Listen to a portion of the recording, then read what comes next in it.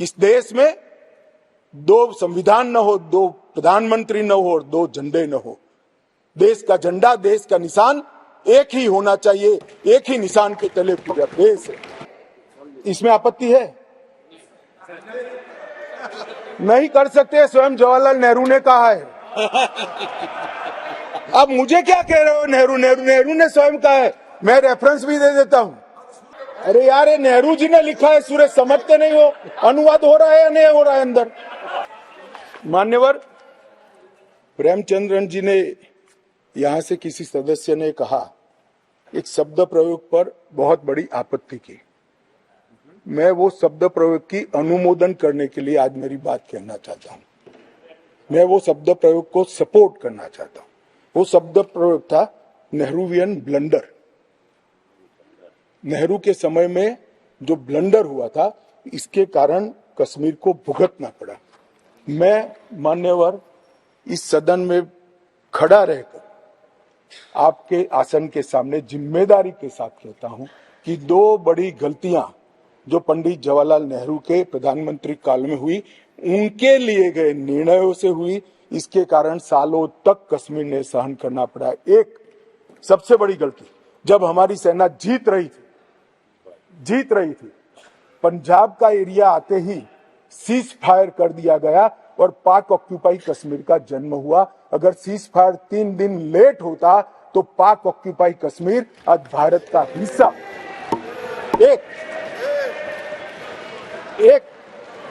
ये चर्चा में करेंगे उस दिन, बैठ जाओ।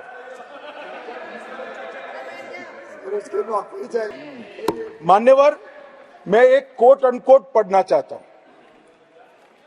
मैंने बहुत सावधानी से आपके द्वारा उठाए गए बिंदुओं को देखा। एक पत्र का हिस्सा है। मैंने बहुत सावधानी से आपके द्वारा उठाए गए बिंदुओं को देखा है, लेकिन मुझे डर है कि मेरे विचार आपके नहीं, सॉरी, यूनाइटेड नेशन के अनुभव के बाद, मान्यवर, यूनाइटेड नेशन के अनुभव के बाद मैं इस निष्कर्ष पर पहुंचा हूं कि वहां से कुछ संतोषजनक नतीजे की उम्मीद नहीं की जा सकती। मुझे यह एक अच्छा फैसला लगा, इनटू ब्रैकेट सीज फायर। मुझे यह एक अच्छा फैसला लगा, लेकिन इस मसले को ठीक से नहीं निपटा गया। हम सीज फायर और विचार करके कुछ बेहतर मार्ग निकाल सकते थे। मुझे लगता है कि भूतकाल में हमसे द्वारा की गई गलती है। इसमें आपत्ति है? नहीं कर सकते, स्वयं जवाहरलाल नेहरू ने कहा है। अब मुझे क्या कह रहे हो? नेहरू ने स्वयं कहा है। मैं रेफरेंस भी दे देता हूं। Nehru memorial museum and library, Jawaharlal Nehru collection, JNSG 143 के अंदर स्वयं जवाहरलाल नेहरू का शेख अब्दुल्ला जी को लिखा हुआ पत्र की मेरी गलती थी। मैं साहब किसी को कोट नहीं कर रहा।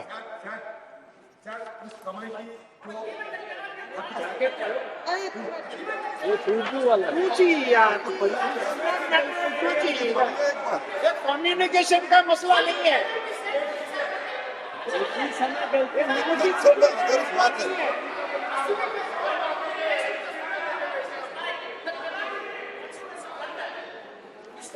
मान्यवर ये मिस्टेक बोल रहे हैं, उसको बड़ा कांड हो गया। देश की भूमि थे, मुझे को लगता है सिर्फ मिस्टेक। मान्यवर नहीं कर सकते। मान्यवर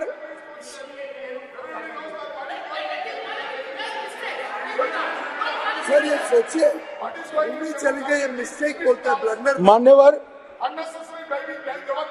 अरे यार, ये नेहरू जी ने लिखा है, सूरज समझते नहीं हो? अनुवाद हो रहा है या नहीं हो रहा है अंदर?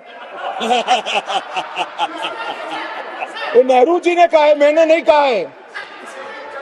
माने मैं तो नेहरू जी का कोट पढ़ रहा हूं, क्यों गुस्से हो रहे हैं मुझ पर? गुस्सा होना है तो नेहरू जी पर होना चाहिए। ये उनका कोट है, मुझ पर गुस्से हो रहे हैं।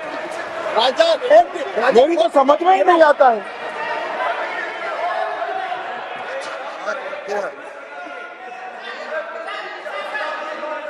मान्यवर, ये खामखा मुझ पर गुस्से हो रहे हैं। मैंने जो पढ़ा है वो नेहरू जी ने स्वयं शेख अब्दुल्ला जी को लिखा हुआ है, और गुस्से होना है तो जवाहरलाल नेहरू जी पर उनको होना चाहिए। उस वक्त जब यूएन में मामला भेजना था तब भी निर्णय बहुत आनंद फानन में लिया गया। मामले को संयुक्त राष्ट्र चार्टर के अनुच्छेद 35 की जगह 51 के तहत ले जाना चाहिए था। मेरा तो मत है ले जाना ही नहीं चाहिए, मगर ले जाना था तो 51 के तहत ले जाना चाहिए था। इसकी जगह 35 पर ले गए। वो भी कई लोगों ने रिकॉर्ड पर सलाह देने के बावजूद भी निर्णय कर दिया गया कि अनुच्छेद 35 के तहत ले जाएंगे। और कुछ लोगों को मेरी भाषा, मैं क्या कर सकता हूं, मैं तो इस देश की भाषा बोलता हूं। मतलब इस देश की भाषा तमिल भी है, हिंदी भी है, बंगाली भी है, मराठी भी है, तेलुगु भी है, कन्नड़ भी है, गुजराती भी है, तो गुजराती भी कोई बोल सकता है। आप तमिल में भी बोल सकते हो, मगर मैं हिंदी में बोलता हूं। आप अनुवाद ध्यान से सुनते नहीं हो। मैंने जो कुछ पढ़ा वो जवाहरलाल नेहरू जी ने लिखा है, और नेहरू जी ने उसको थोड़ा कम कर किया है कि ये मेरी मिस्टेक थी। मिस्टेक नहीं थी, ब्लंडर था। इस देश की इतनी जमीन चली गई, इस देश की इतनी भूमि चली गई, वो ब्लंडर था, ऐतिहासिक ब्लंडर था। अब तक डिप्राइव लोगों की बात करते, अब तक ईडब्ल्यूएस इकोनॉमी का रूप से पिछड़े लोगों को आरक्षण देने की बात कभी नहीं सोची गई। पहली बार नरेंद्र मोदी जी ने अनारक्षित जातियों के गरीब बच्चों को 10% रिजर्वेशन देने का काम। और मान्यवर, आज ये नामकरण में भिन्नता से क्या होता है इनको मालूम नहीं है, इनको मालूम नहीं है। मानो मेरी माँ का नाम कुसुम है, मैं उसको कुसुम बोलता हूँ और माँ कहता हूँ। दोनों को बीच में कितना अंतर है वो माँ को ही मालूम पड़ता है और किसी को मालूम नहीं। नाम तो वही है, व्यक्ति वही है, मगर किस भाव से बुलाया जाता है। जब बच्चा माँ कहकर बुलाता है तो जो प्यार और स्नेह और वात्सल्य आता है वो माँ से ही आता है, नाम से नहीं आता है। मान्यवर, ये नहीं समझ पाएंगे। ये भाषा का सुधार नहीं है, ये कंसेप्ट का सुझाव है, नजरिए का सुझाव है और देखने के दृष्टिकोण का सुझाव है जो नरेंद्र मोदी सरकार करेगी। कुछ कानूनी और संवैधानिक मुद्दे खड़े कर, पहले एक मॉरल बात लाए कि भाई जिस कानून के अंदर आप अमेंडमेंट लेकर आए हो वो कानून ही कोर्ट के सामने चैलेंज में है।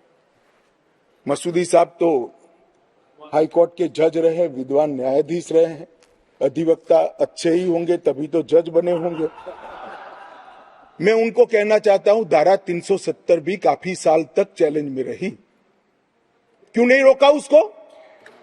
जब चैलेंज में थी तो धारा 370 को क्यों नहीं रोका गया? और आज आपको कानून की मर्यादाएं याद आ रही हैं।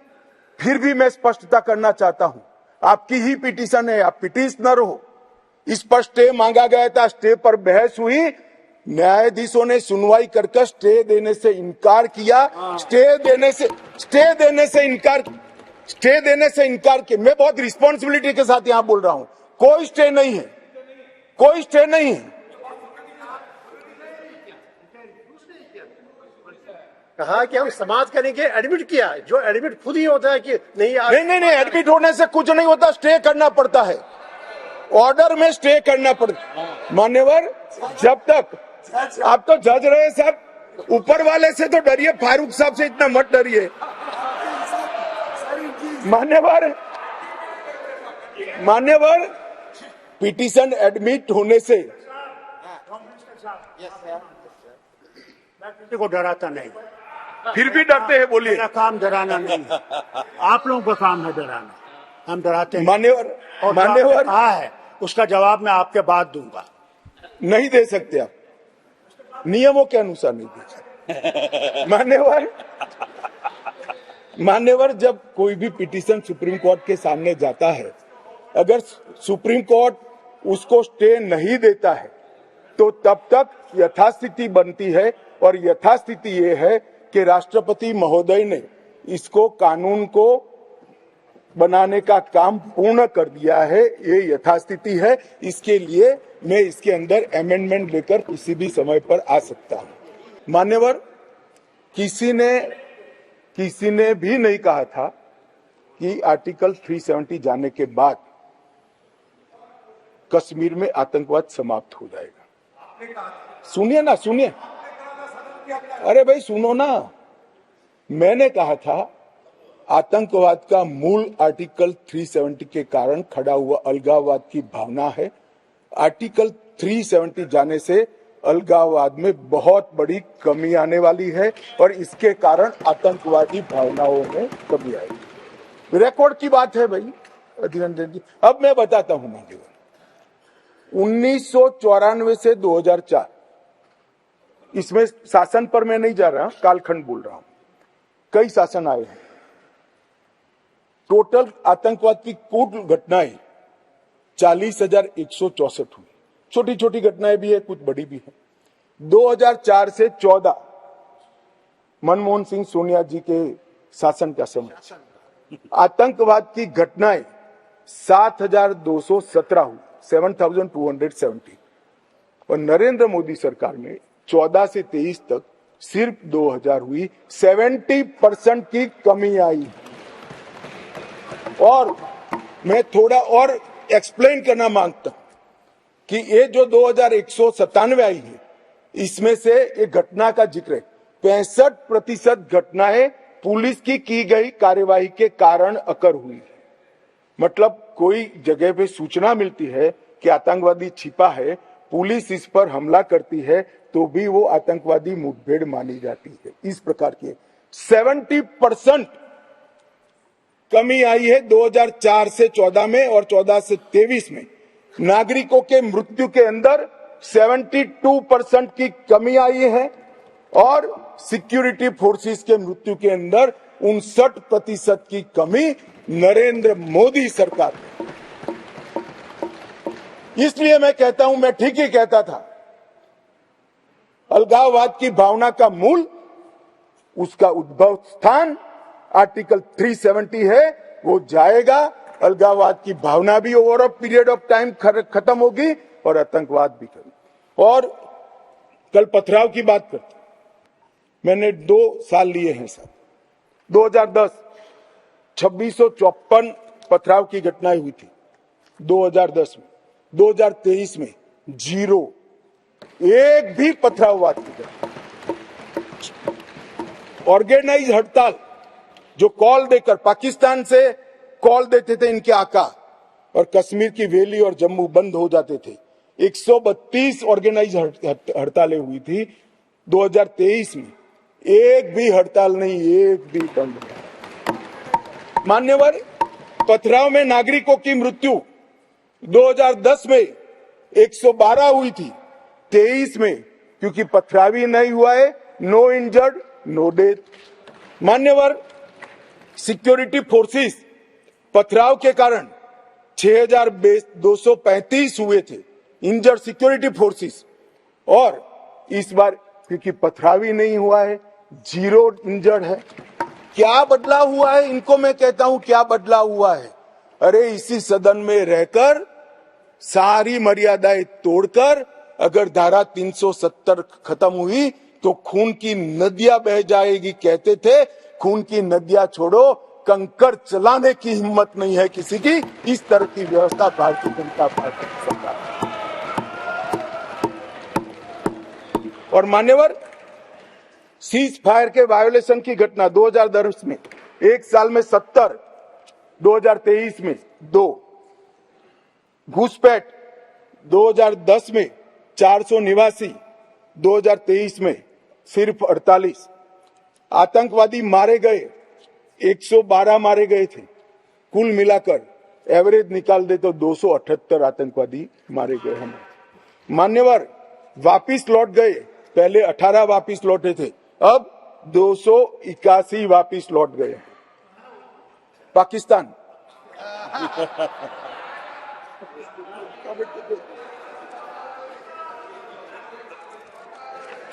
मान्यवर, और वो ऐसे ही नहीं हुआ है। जम्मू कश्मीर की लोगों की सुरक्षा और इनके जीवन की क्वालिटी सुधारने के लिए नरेंद्र मोदी जी के नेतृत्व में भाजपा सरकार ने अथक परिश्रम किया है। मान्यवर, गृह मंत्रालय हर माह यहां पर सिक्योरिटी रिव्यू करता है और हर 3 माह में मैं वहां जाकर सिक्योरिटी रिव्यू करता हूं। मान्यवर, एक जीरो टेरर प्लान बनाया गया है जिसको हमने इम्प्लीमेंटेशन में लाया है। 3 साल से वो प्लान एक्शन में है। मुझे पूरा भरोसा है मान्यवर कि 24 के बाद फिर से मोदी जी आने वाले हैं। 26 आते आते जीरो टेरर प्लान 100% इम्प्लीमेंट होगा। मान्यवर, इसके साथ साथ कंप्लीट एरिया डोमिनेशन का प्लान बनाया है, वो भी 2026 तक समाप्त हो जाएगा। और पहले सिर्फ टेररिस्टों को मारते थे, हमने इसकी इकोसिस्टम को खत्म किया है।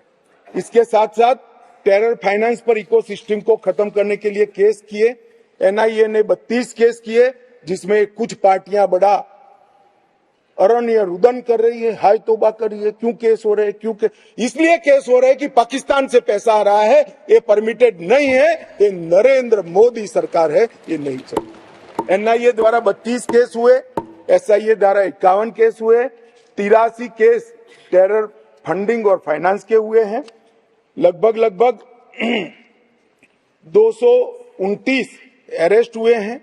150 करोड़ की मूल्य की 57 प्रॉपर्टी को सीज कर नीलामी के लिए कोर्ट के सामने दस्तावेज रख दिए गए और 134 बैंक अकाउंट सील किए, जिसमें 122 करोड़ रुपया सीज हुआ है और 5.5 करोड़ रुपया कैश हुई है। और मान्यवर कहते थे क्या फर्क पड़ा है? अब्दुल्ला साहब बैठे थे। अब्दुल्ला साहब, आप जब मुख्यमंत्री पद छोड़े तब से लेकर मोदी जी प्रधानमंत्री बने तब तक 19 तक जम्मू कश्मीर में थिएटर नहीं चलते थे। पूरे देश को मालूम ही नहीं है, जम्मू कश्मीर में थिएटर नहीं चलते थे। धारा 370 खत्म होने के बाद 2021 में जम्मू कश्मीर में पहला थिएटर शुरू हुआ। 30 साल के बाद क्या परिवर्तन हुआ है पूछते हैं, इसलिए मैं कह रहा हूं कि ये परिवर्तन हुआ है। श्रीनगर में एक मल्टीप्लेक्स बना, पुलवामा, शोपिया, बारामूला, हंदवाड़ा 4 नए थिएटर खुले। 100 से अधिक फिल्मों की शूटिंग शुरू हो गई। जो फारूक साहब ने अंतिम देखा होगा, बाद में नहीं देखा होगा किसी ने, अब शूटिंग शुरू हो गई है। और लगभग 100 मूवी थिएटरों के लिए बैंक लोन के प्रस्ताव आज बैंक में पेंडिंग। ये मान्यवर इंडिकेटर है, थिएटर खोलने की स्थिति ही नहीं थी। क्यों बंद करने पड़े थे मुझे बताओ ना। ऐसा तो है नहीं कि जम्मू कश्मीर में कोई थिएटर पिक्चर देखना नहीं चाहता है, आराम से देखे जाते थे, मगर बंद करने पड़े थे। मान्यवर, लगभग कहते थे कि क्या हुआ था कि 370 खत्म करना पड़ा। 45,000 लोगों की मृत्यु हुई है और मैं मानता हूं ये 45,000 लोगों की मृत्यु की जिम्मेदार ये धारा 370 थी, जो नरेंद्र मोदी ने उखाड़ कर फेंक दिया। मान्यवर, ढेर सारे परिवर्तन जो पूछते हैं क्या हुआ, मैं इसका जवाब देने के लिए खड़ा हूं। मान्यवर, जम्मू कश्मीर और लद्दाख को पहले एक अलग संविधान, अलग ध्वज और एक जमाने में अलग राजधानी, 2 राजधानियां हुआ करती थी। श्यामा प्रसाद मुखर्जी जी ने जिस उद्देश्य के लिए जान दी थी, कुछ सदस्यों ने इसको पॉलिटिकल नारा कहा। ये पॉलिटिकल नारा नहीं है, ये देश की इच्छा थी। इस देश में 2 संविधान न हो, 2 प्रधानमंत्री न हो और 2 झंडे न हो। देश का झंडा, देश का निशान एक ही होना चाहिए, एक ही निशान के तले पूरा देश है। और कुछ सदस्यों ने कहा हमसे वादा किया गया था। वादा किससे किया था? अंग्रेजों ने जो स्कीम बनाई थी आजादी के वक्त, कांग्रेस ने जिस स्कीम को अप्रूव किया, उसमें पूरा अधिकार महाराजा का था। देश भर में कहीं तो पब्लिक को नहीं पूछा गया। क्यों जम्मू कश्मीर में पूछना? और मैं वादे की भी बात करता हूं चलो मान लेते हैं हमारे संविधान निर्माताओं ने वादा किया था, मगर आप आधा अधूरा पढ़ते हो इसलिए कंफ्यूजन होता है। इसके अंदर आर्टिकल 370 के अंदर ऊपर टेम्पररी प्रोविजन लिखा गया है। टेम्पररी का मतलब क्या होता है? आजीवन अधिकार हो गया ना जी, कब का जाना चाहिए था, हिम्मत नहीं थी, नरेंद्र मोदी जी ने हिम्मत करी और धारा 370 को समाप्त। कोई वादा खिलाफी नहीं। एक स्पिरिट जो संविधान का था कि आर्टिकल 370 टेम्पररी है, ये टेम्पररी का दिन ही नहीं आता था। मोदी जी ने 5 अगस्त को वो दिन ला दिया और टेम्पररी था वो चला गया। मान्यवर, पहली बार कश्मीरी, डोगरी, हिंदी और अंग्रेजी और उर्दू को राज्य की आधिकारिक भाषाएं बनाई। मान्यवर, राइट टू एजुकेशन एक्ट पहली बार, उसकी चर्चा होगी तब बताऊंगा, बैठ जाइए। भूमि अधिग्रहण और मुआवजे का कानून, forest right act, SC ST prevention atrocity act, whistle blower protection act, juvenile justice act और अल्पसंख्यक आयोग अधिनियम 1992 ये रोक कर रखे थे, वो अब लागू हो गए। असेंबली वहां की 6 साल की बना कर रखी थी, अब वो भी 5 साल की हो गई मान्यवर, और बड़े बदलाव हुए। मान्यवर, मैं आज कहना चाहता हूं, हम भी गए थे लाल चौक पर तिरंगा फहराने के लिए, रोक दिया था मोदी जी और हमारे उस वक्त के अध्यक्ष मुरली मनोहर जी गए और लाल चौक में तिरंगा फहराया था। मान्यवर, तिरंगा फहराने के लिए जद्दोजहद करनी पड़ती थी। आज हर घर तिरंगा, घाटी का एक भी घर ऐसा नहीं था जहां पर तिरंगा न फहरा। मान्यवर, ये बदलाव आज लाल चौक में सारे धर्म के त्योहारों को रंग चंग के साथ मनाया जाता है और सारे धर्म के लोग पार्टिसिपेट करते हैं। बंधारण संविधान की स्पिरिट को अब नीचे उतारा गया है। ये जो पूछते हैं क्या हुआ क्या हुआ क्या हुआ, मैं उनको जवाब देना चाहता हूँ। मान्यवर, मैं उनको जवाब देना चाहता हूँ, जब आर्टिकल 370 गया उसके पहले GSDP 1 लाख करोड़ था, सिर्फ 1 लाख करोड़, आज 2,27,927 करोड़ GSDP, सिर्फ 5 साल में डबल। रोजगारी ढेर सारी बढ़ी। पहले 94 डिग्री कॉलेज थे मसूदी साहब, अब 147 हो गई। IIT, IIM और 2 एम्स, सबसे पहला राज्य ऐसा है जहां 2 एम्स दिए गए, वो हमारा जम्मू कश्मीर। मेडिकल कॉलेज पहले 4 थे 70 साल में, 7 नए मेडिकल कॉलेज बनाए गए, 15 नर्सिस कॉलेज बनाए गए। मेडिकल सीट 500 थी, अब नई 800 सीटें जोड़ने का काम आर्टिकल 370 जाने के बाद हुआ है। 367 PG की सीटें थी, उसमें नई 397 सीटें जोड़ने का काम नरेंद्र मोदी सरकार ने किया है। और लगभग मिड डे मील 6 लाख लोगों को मिलता था, अब 9,13,000 लोगों को मान्यवर मिड डे मील मिलता है। प्रधानमंत्री ग्राम सड़क योजना की एवरेज 158 किलोमीटर थी, अब 8,068 किलोमीटर प्रति साल हो गई। क्या हुआ है जो पूछते हैं, इनको मैं बताता हूं। मैं देता हूं जवाब, ये बैठो यार।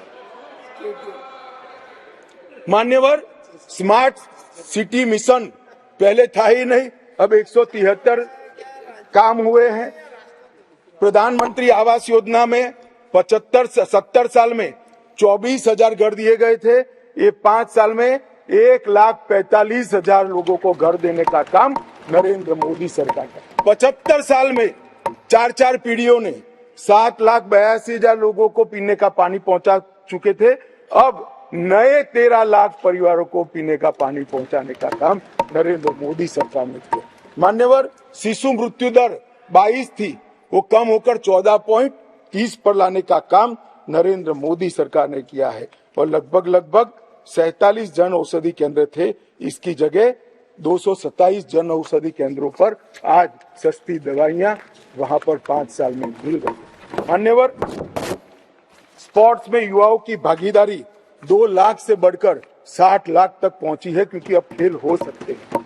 मान्यवर, पेंशन के लाभार्थी में 6 लाख से 10 लाख तक पहुंचे हैं। ये सारा परिवर्तन केवल और केवल नरेंद्र मोदी सरकार ने आर्टिकल 370 जाने के बाद किया है। और जो राष्ट्रपति शासन को क्रिटिसाइज करते हैं उनको मैं बताता हूं, हम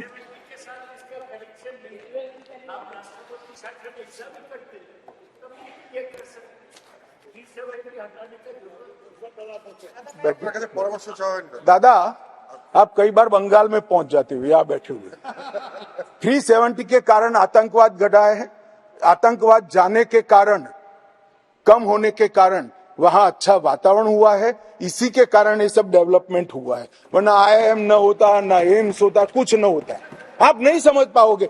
जब हमारा सरकार बंगाल में आएगा, वातावरण सुधरेगा और विकास होगा, तब मालूम पड़ेगा कि क्या परिवर्तन है।